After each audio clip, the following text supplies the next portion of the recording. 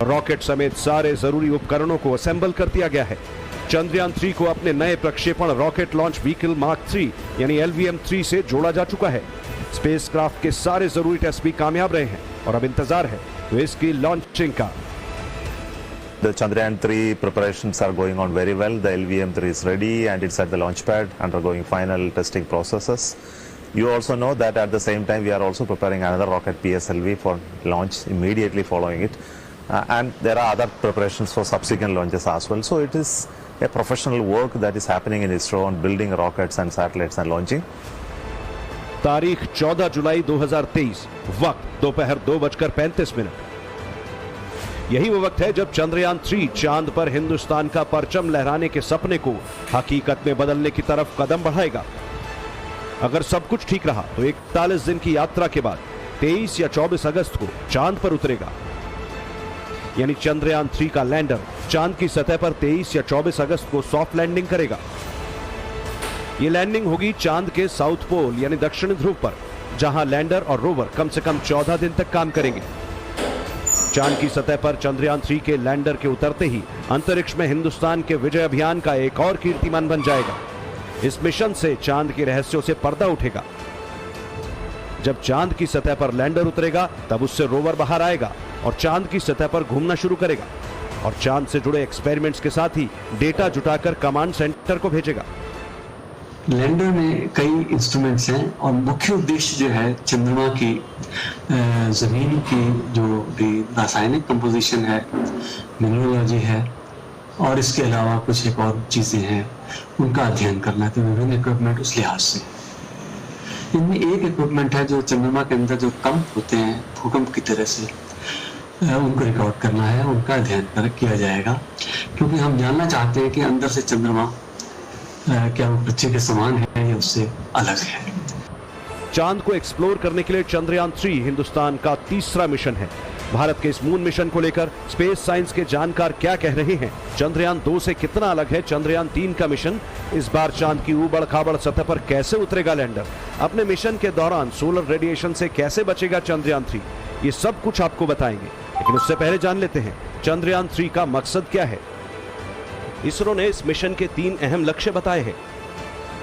चंद्रयान 3 के लैंडर के चांद की सतह पर सुरक्षित और सॉफ्ट लैंडिंग, इसके रोवर को चांद की सतह पर चलाकर दिखाना, लैंडर और रोवर की मदद से साइंटिफिक जांच पड़ताल करना।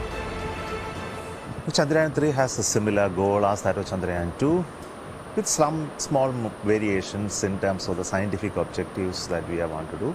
Last time in the Chandrayaan 2 we could not achieve the soft landing and hence the lander and the rover where the scientific experiments were incorporated could not be accomplished. So this time what we are doing is those missions, those part of the mission is the focus, achieve the soft landing. Then after the soft landing, rover and lander will do the scientific experiments, send the data to us. ISRO chief S Somnath को सुना आपने। चंद्रयान 3 इसरो के Chandrayaan 2 mission का follow up है, लेकिन पिछले mission से चंद्रयान 3 कितना अलग है ये भी जान लेते हैं। चंद्रयान 2 के उलट चंद्रयान 3 में ऑर्बिटर शामिल नहीं है। चंद्रयान 3 में लैंडर और रोवर हैं, जिनका मकसद चांद की सतह पर काम करना और डेटा जुटाना है। चंद्रयान 3 में ऑर्बिटर इसलिए नहीं भेजा जा रहा क्योंकि चंद्रयान 2 का ऑर्बिटर पहले से ही चांद के चक्कर काट रहा है।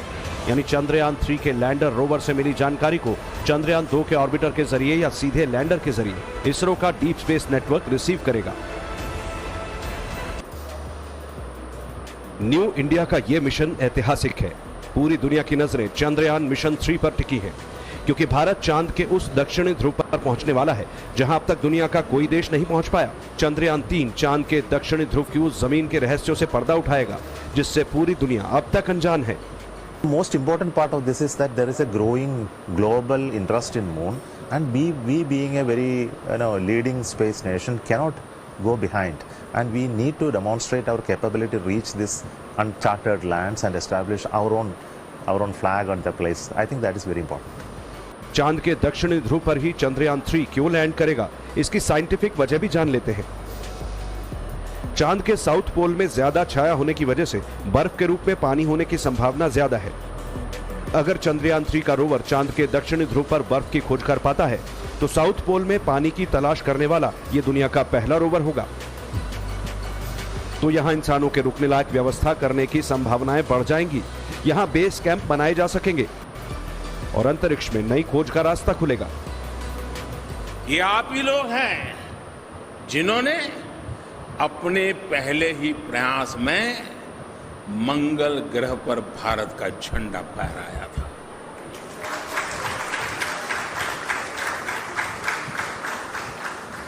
इससे पहले दुनिया में ऐसी उपलब्धि किसी के नाम नहीं थी। हमारे चंद्रयान ने ही